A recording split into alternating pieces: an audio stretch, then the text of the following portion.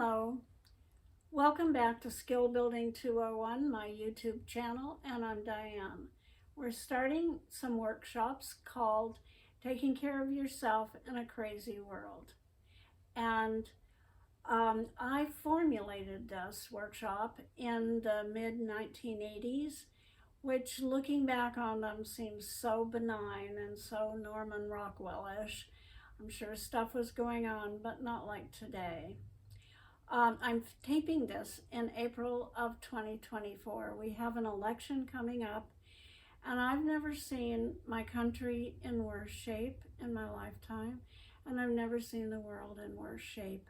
So I'm feeling under stress, and that's one reason that I'm doing this workshop, is to help myself as well as anybody else who might need it. By the way, I'm dressed in party clothes because I want to urge us all to party or whatever brings you joy.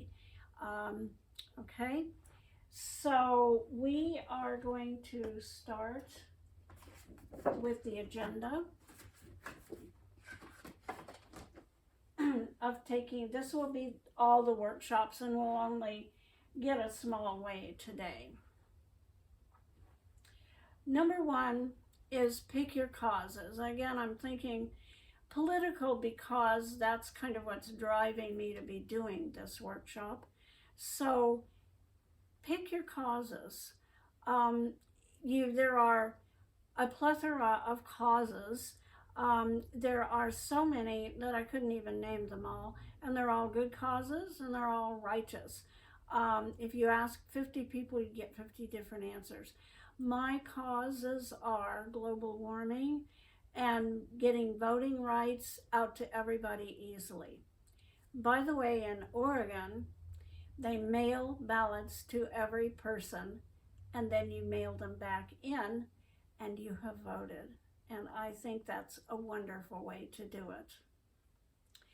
Okay. Other ways to pick your causes.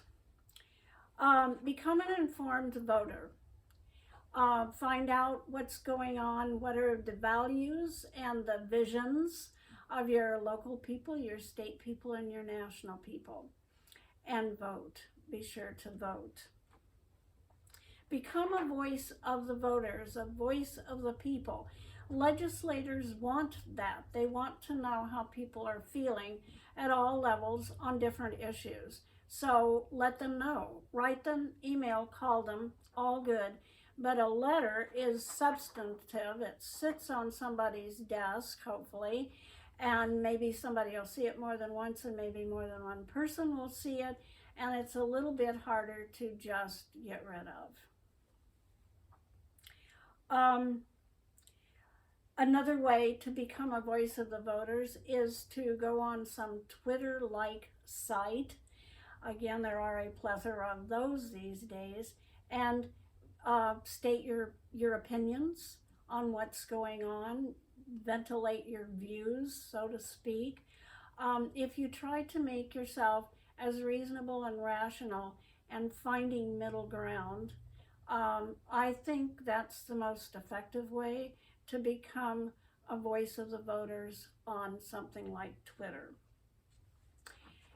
And pray. Okay.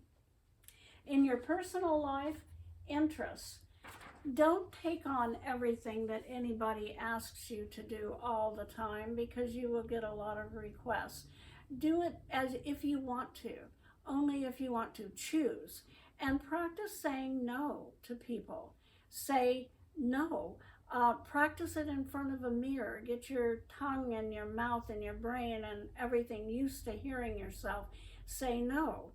And you don't have to explain and you don't have to apologize, but if you want to, you can.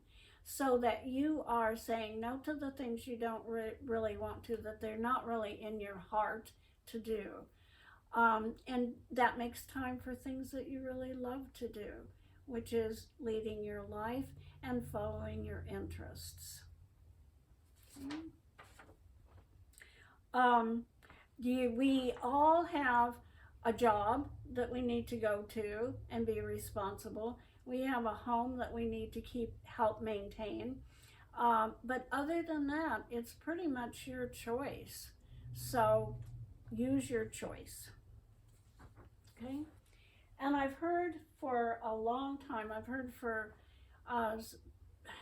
30 years, that take your efforts and pull in locally to your community, your local community.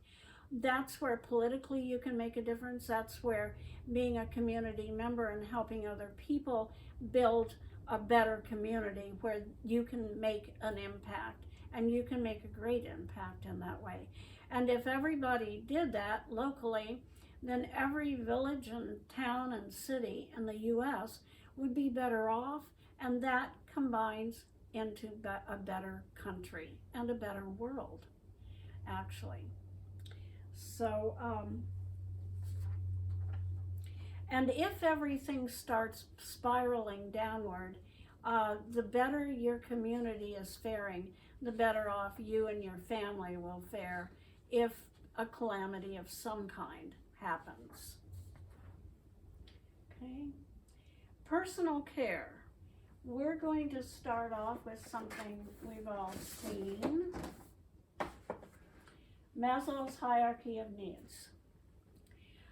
When you're under stress, you really need to pay attention to these things.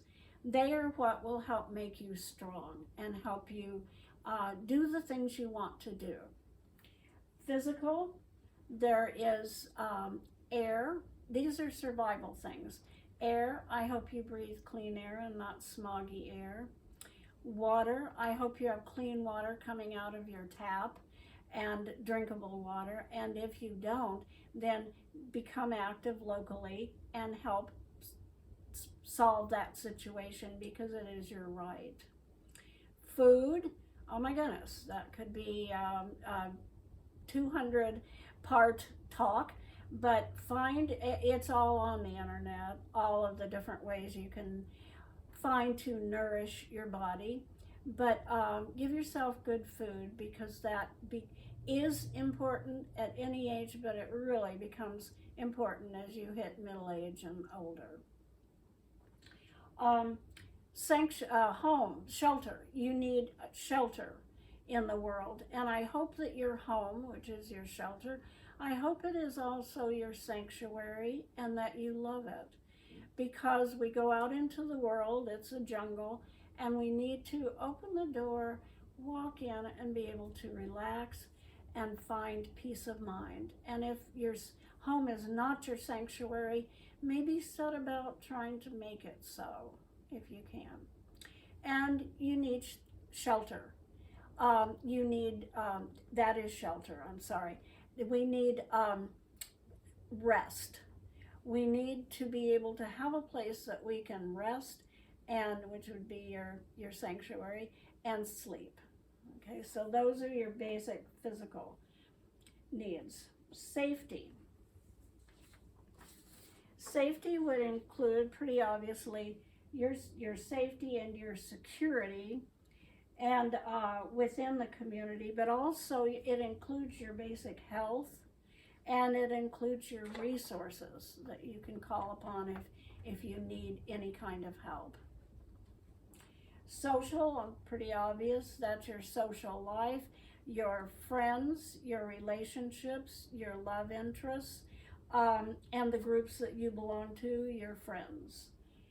Esteem is basically feelings of respect for yourself and others, confidence, feelings of accomplishment, feelings of prestige.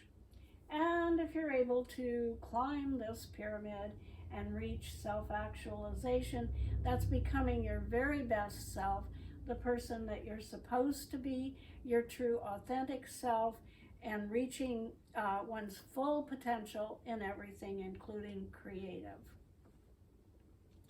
So taking care of these, especially these, when you're under stress, making sure that those are taken good care of gives you that athletic stance where you're resilient, you're hard to push off, you have balance. We'll talk more about balance in a little bit tomorrow.